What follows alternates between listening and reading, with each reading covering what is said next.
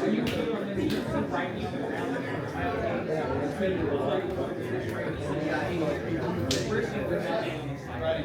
want to go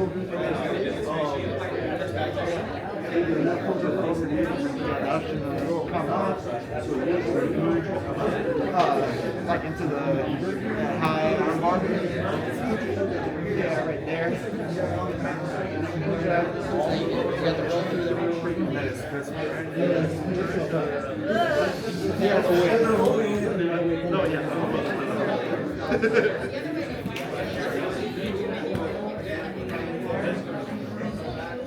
It's our day. Yeah. Yeah.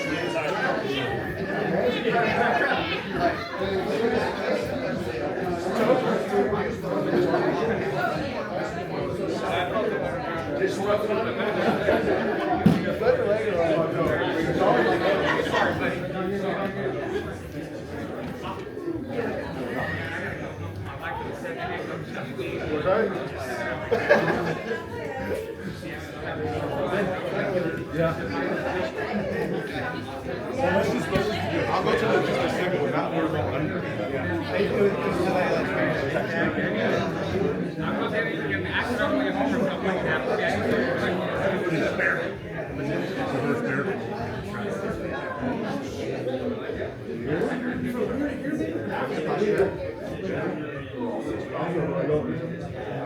Can you go on the ground so your hips are up in the air? Up in the air. And then brush my head with your calf. Huh? From there, I want to roll back under you. It's like. He said roll like this.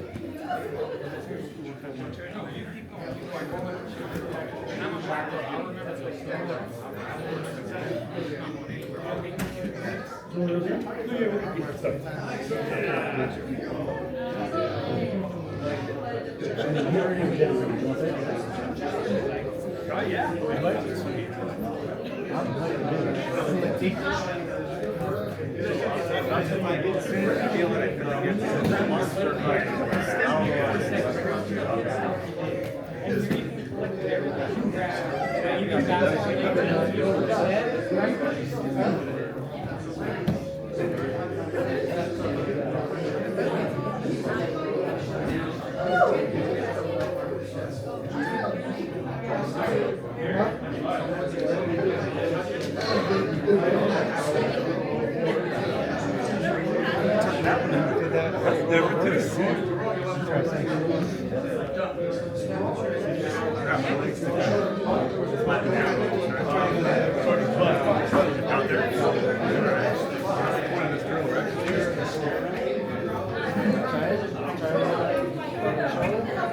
One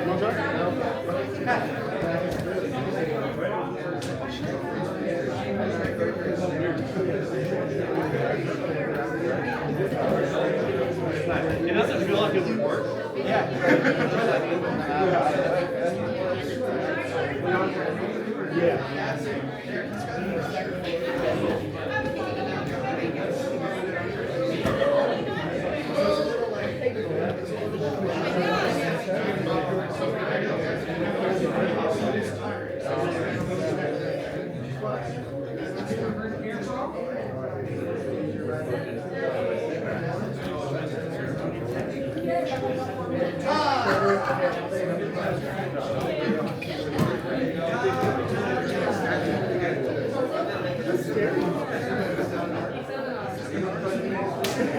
I don't want to hurt you.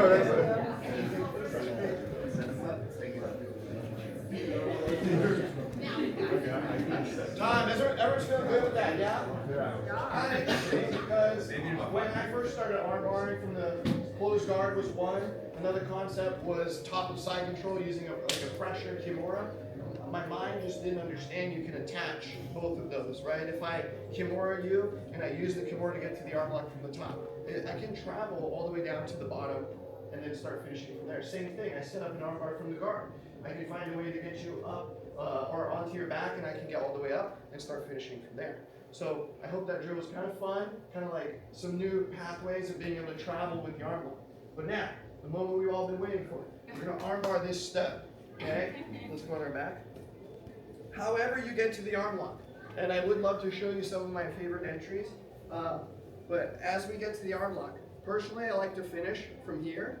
One thing to note from that last drill, anywhere I go, whether I'm on the bottom, underneath, to that backside position, or sitting on top of my partner's chest, as soon as my partner gets tired of me just moving him around and moving about the country and he separates his arms, just arm bar, right? The whole reason we're changing direction, changing the orientation of my body and his is because he's holding his arms so tight, stacking me, defending. As soon as he stops defending and stacking, like, your arm is mine, buddy. Sorry.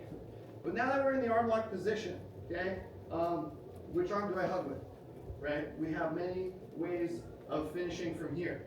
If I hug inside with the arm that is leg side, and I lean towards the head, while this is good for me to finish quickly and apply a lot of leverage to his shoulder, it's going to be hard for me to control him if he goes for a hitchhiker escape or he bridges and rolls. So what is a hitchhiker? He'll separate his arms, turn his hand up to the ground, and he'll run out here.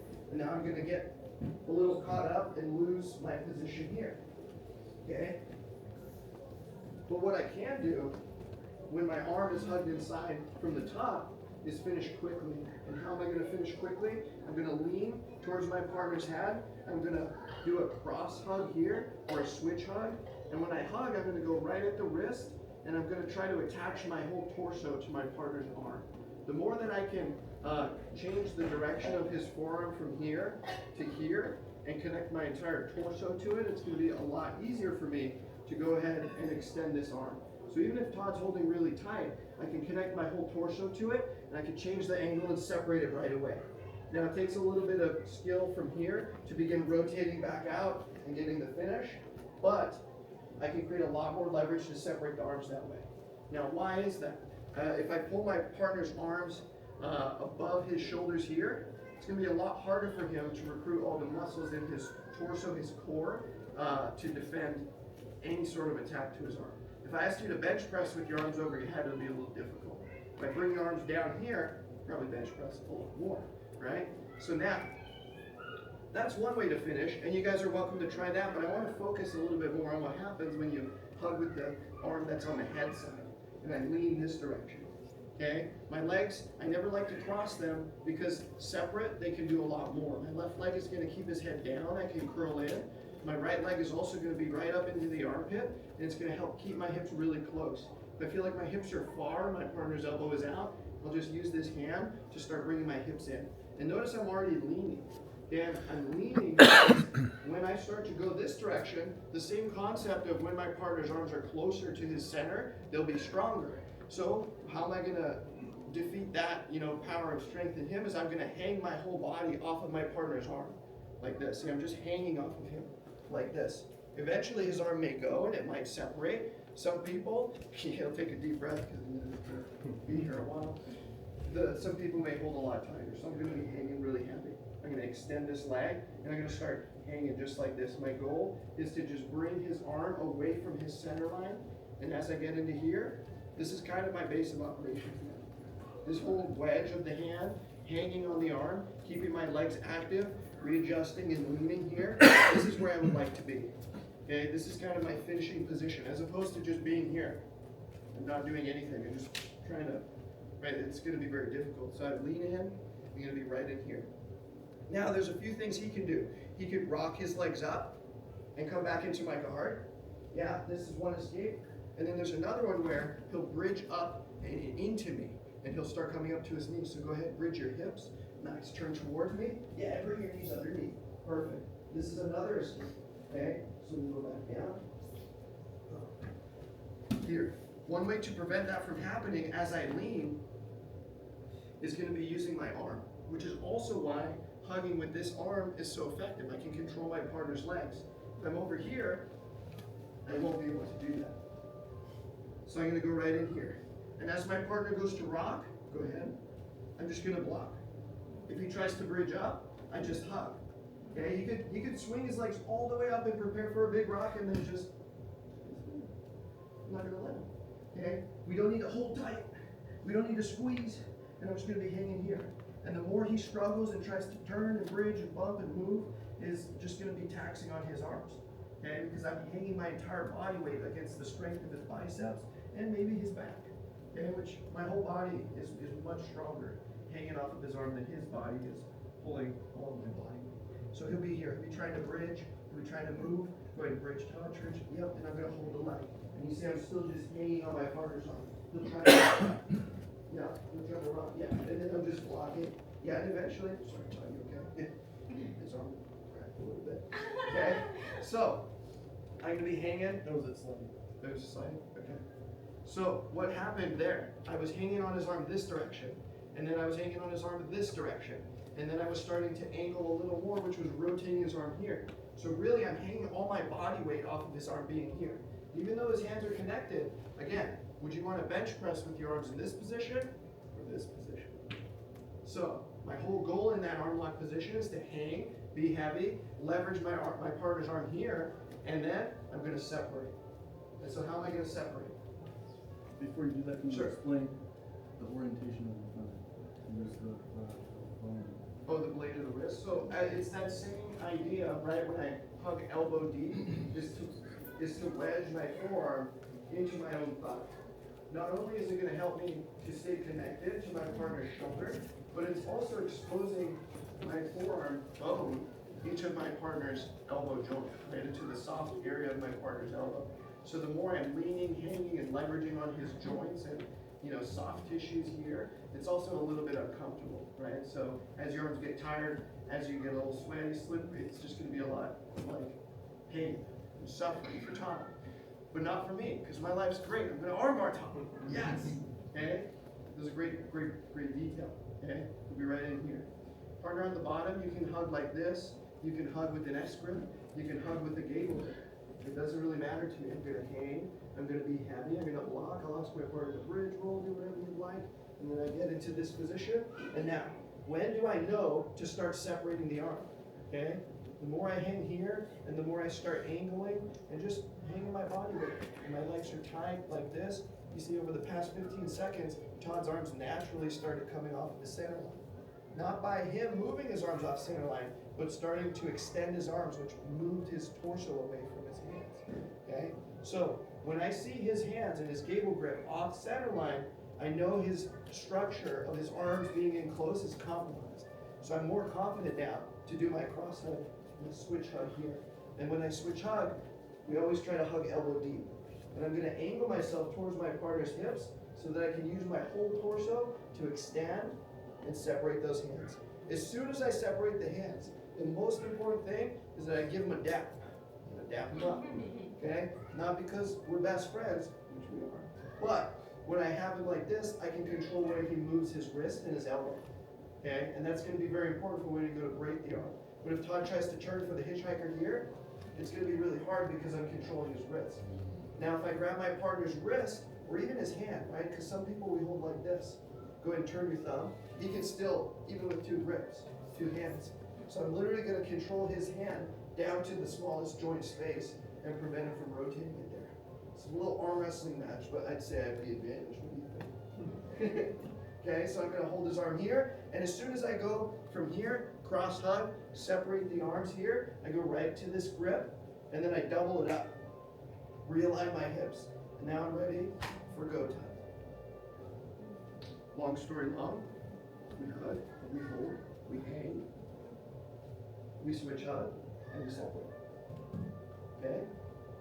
So I wanted to explain all that, not because I want to give you a 1, 2, 3 drill that you might forget, but I want you guys to explore that position now. Work with your partner, engage in the resistance, the reactions, and feel how much you can be long, how much you can be heavy, how much you can apply pressure to these positions. Because again, someone like Len may be able to apply a lot of leverage in a different way than someone like Betsy, if that makes sense. So really play, be with your partner, and let's explore. Let's do it. 1, 2.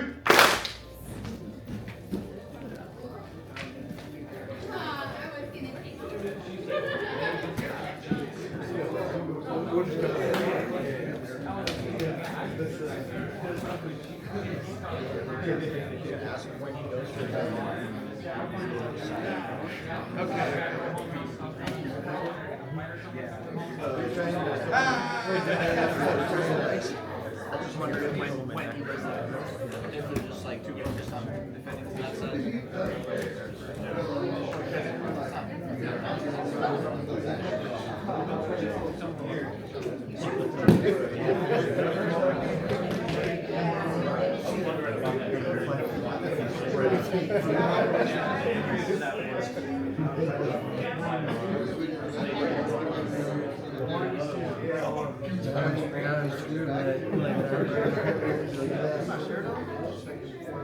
Do you feel like you're using any energy right now? Not really.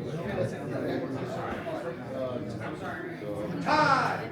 Guys, real quick, I'd like to get a group picture just because some have to leave. Someone already did leave, so I just want to get a quick group picture and then we'll jump right back in.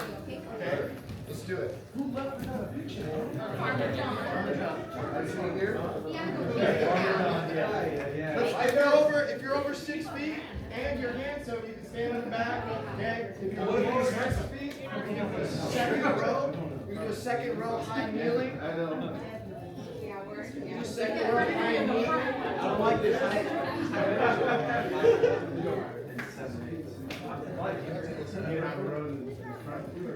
And then let's go. We can do a row sitting crisscross in the front, maybe like brown, black, purple belts right up in the front.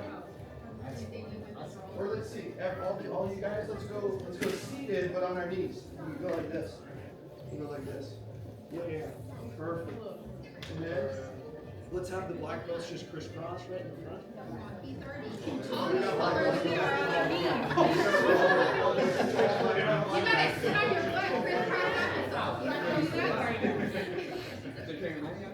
That's how much you're Very good. Very good.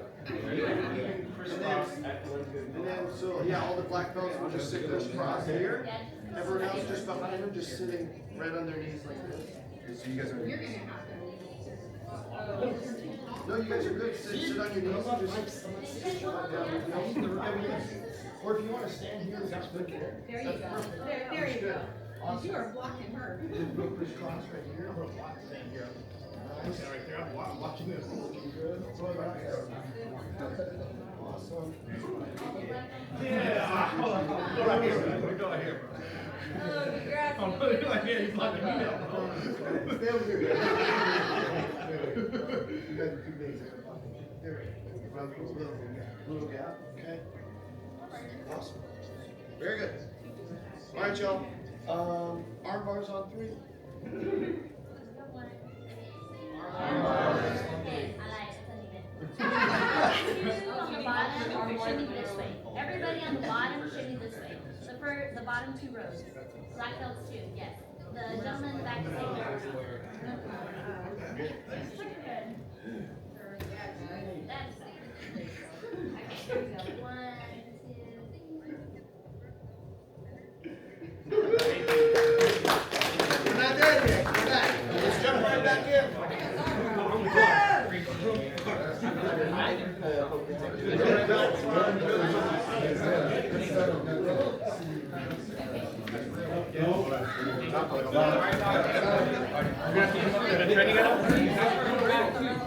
When I was in San Diego, since I got back, since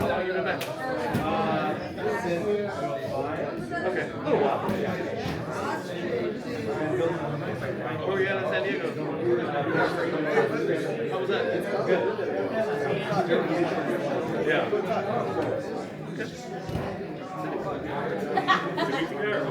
yeah, he was around. Lester was around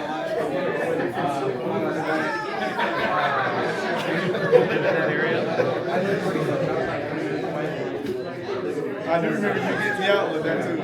Is he like tall and stout? Is he?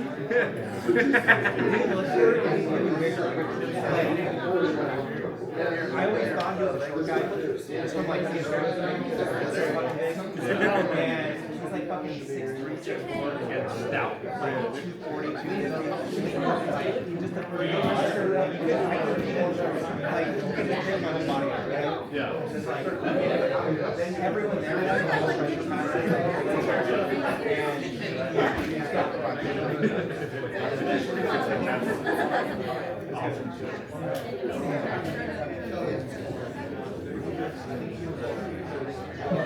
I don't think I'm doing a break your arm.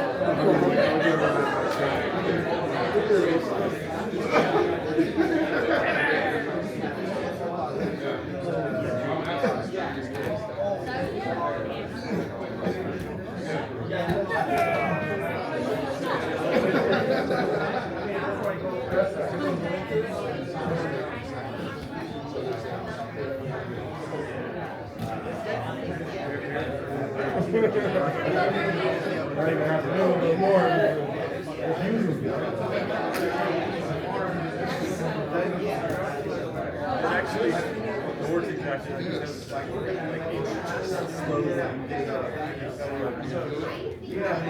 once you start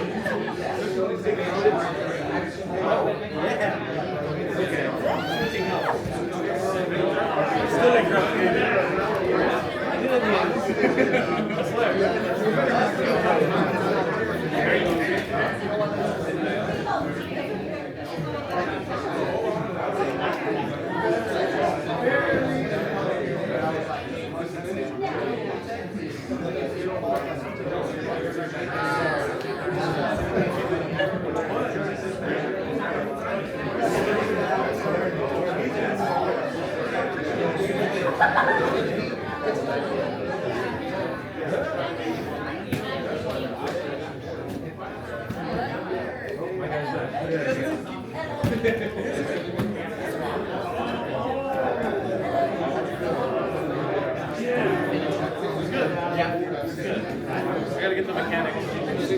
Yeah, thank you.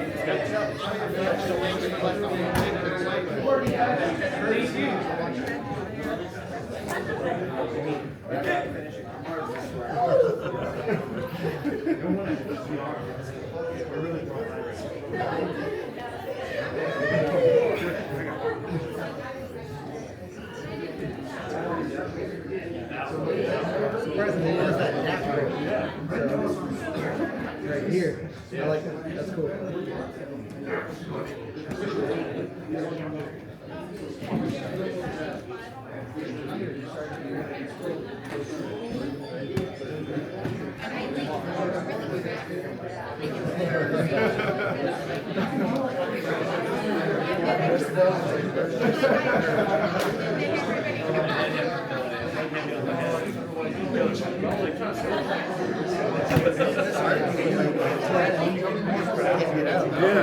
That's how I finish my arm push. Instead of extending, I'll just extend the leg.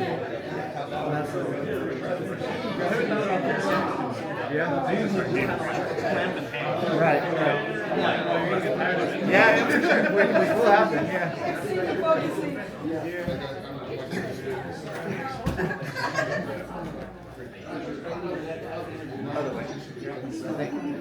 You want to finish, so your arm is right? So you can control that, and then this goes down.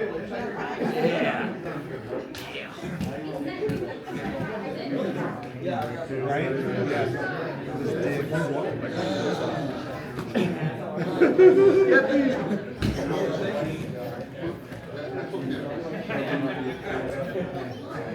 What situations do you attack towards the hip? Is it just when they're overcompensating to the physical side, or is it starting higher?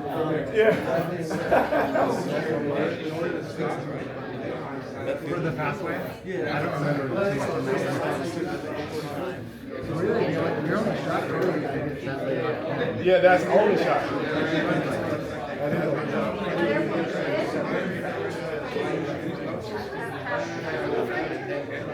And you did that, you have to get them on. So once you start working on this one, then it gets easier for you to get out this side. I feel like the only way, like once you have it like this, Yeah. I feel like there's no help. The only way is when it's still kind of unclear, Yeah. and you can get some pressure. Yeah. Once it breaks free of this, Yeah. like, I don't know what you can even do. Besides from letting you take it to the hitchhiker. Yeah. But But if I catch it, yeah, I tap right as soon as something gets out. yeah. I can't lose this arm. I don't even know how to hit you. Try to just point your foot. And then you lean from here. You lean to this side as you extend this arm.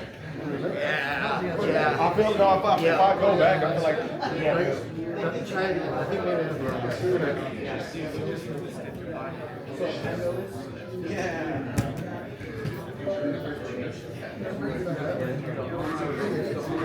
this way. this way. It can be kind of like a secret, right? Yeah. But I got your arm right there.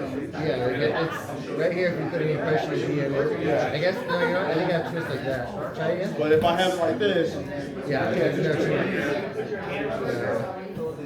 So try just grabbing the wrist. yeah, you can get out right there. We're not moving, but twist that. Yeah, I want to do it.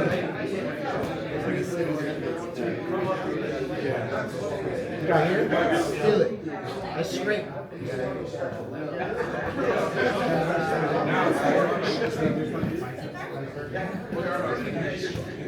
That's if they have like a grip like this. If they have a grip like this, then another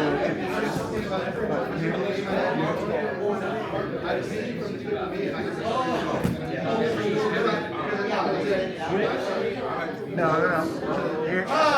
You're scraping the fingers off. Yeah.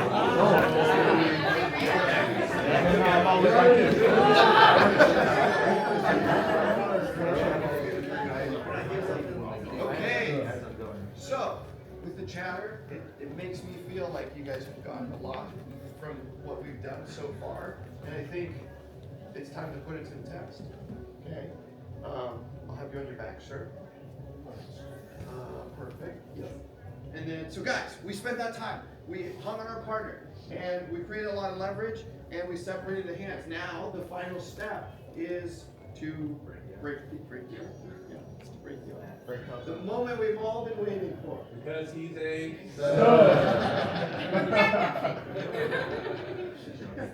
We gotta do this more. This is good. I separate the hands. Normally, I just pull Todd's arm like this, but now when I go to break the arm, how do I finish the arm? The arm breaks by the elbow joint hyperextending, sometimes by rotating and hyperextending, and you're attacking the elbow joint, and all the sinew that's connected to the joint is starting to rupture, tear, and splinter, and all that good stuff. My favorite. But how am I gonna do that with control, right? I can just grab my partner's wrist and pull it all the way to my chest like this, here. But my partner is very flexible, right? And if he's relaxed and he doesn't want to tap, right, his arm can go all the way straight. Okay, so what is really going to be breaking his arm? It's my hips, right? So I can put my hips in like this, and it starts to hyperextend. But even then, like Todd's not really tapping. Some people have like very flexible arms, and my legs might be really tired, or I just don't have the ability to lift my hips here, right? Trying to lift, you use a lot of strength, and okay, I get the tap. But that's a lot of work, okay? What I really want to think about when I break the arm is, yes, hyperextending the elbow joint, but how is that going to happen? It's going to happen by me bending his arm over a place on my hips that's going to hyperextend it even more. There's going to be a lot of space for his arm to travel. So we talked about this grip here. I'm going to use this grip not only to control where he rotates his wrist, but I'm also going to be able to direct where his elbow is pointing. Okay, so what better direction to break the arm than away from where the elbow points, right? Because his arm bends this way, so that means I need to apply pressure directly to this elbow.